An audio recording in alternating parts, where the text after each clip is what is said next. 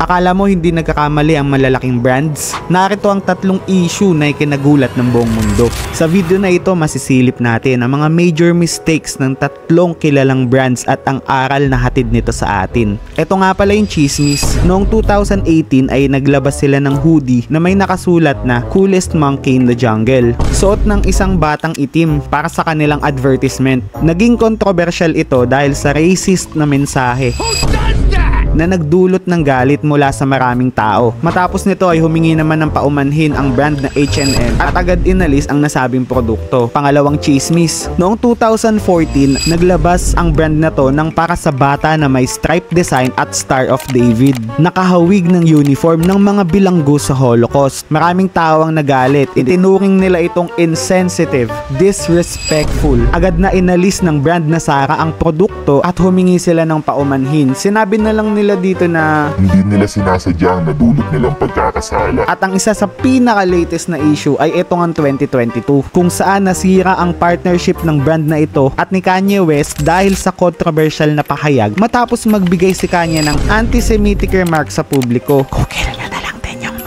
Ang kontrobersya ay nagdulot ng malaking backlash kaya kinansela ng Adidas ang kanilang Yeezy line na nagresulta sa bilyong-bilyong dolyar na pagkalugi. Humingi ng paumanhin si Adidas at kinondena ang mga pahayag ni Kanye na nagbibigay diin sa kanilang pagsuporta sa diversity at respeto. Ang layunin ko sa video na ito ay ipakita sa inyo na lahat tayo, kahit mga malalaking brands o kahit sa anong aspeto, ay pwedeng magkamali. Ang mahalaga ay kung paano natin hinaharap ang mga ito. Sana may natutunan kang mahalagang aral tungkol sa accountability at paano dapat tumugon sa mga ganitong pangyayari at pagkakamali. Hindi ito tungkol sa pagsisisi, kundi sa pagtuturo ng aral. Tandaan, bawat pagkakamali ay may dalang leksyon. Sa huli, mahalaga ang pagtutuwid ng pagkakamali. Bilang mga consumers, maging mapanuri tayo at suportahan ang mga brands na handang ituwid ang kanilang mga pagkukulang.